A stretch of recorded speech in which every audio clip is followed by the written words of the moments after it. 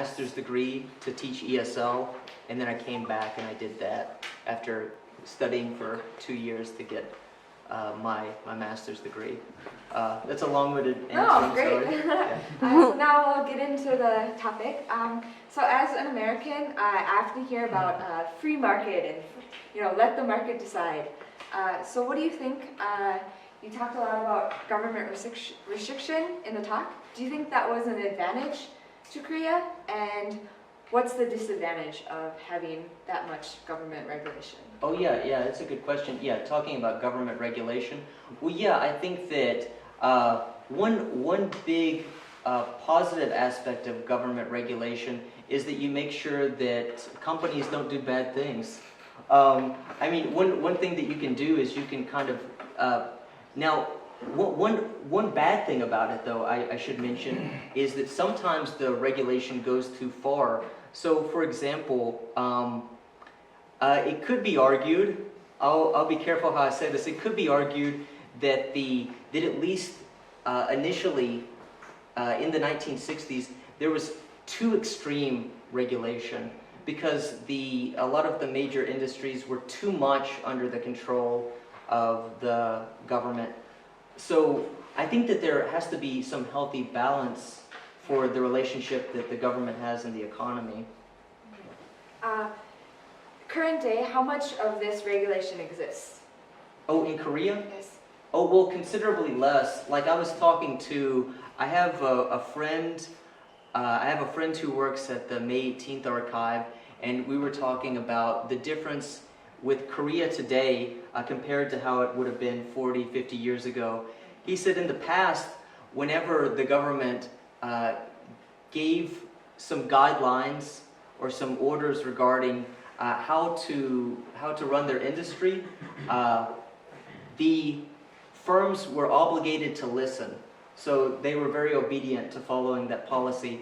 He said nowadays they meet with the presidential administration, they talk with them and they say, oh yes, we'll do it, and then they go away and they do what they would like.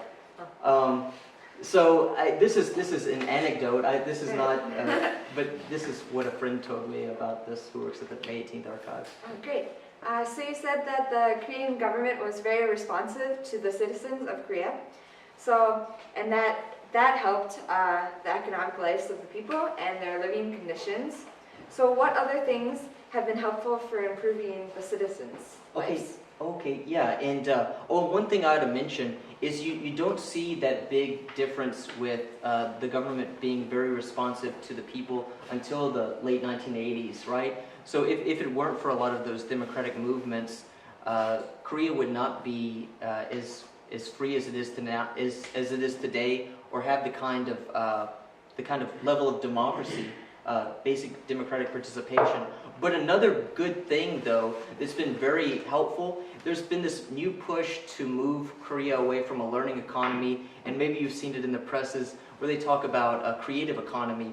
And right now, Korea is investing in a lot of entrepreneurs and upstarts to create new businesses. So they're looking at maybe new forms of technology that are working, that are effective, and they're funding it. So another way that you can improve people's livelihoods is you find good ideas and then you just fund those. That's a big thing. Okay. That ties directly into my next question. One of the critiques I've always heard of Korean's economy is that it's too reliant on conglomerates. Oh. So do you think that having that many conglomerates is a strength of their economy or a weakness? What would you say to that? Well, maybe I would think about it in comparison with the United States. The United States also has a lot of its major industries under massive conglomerates.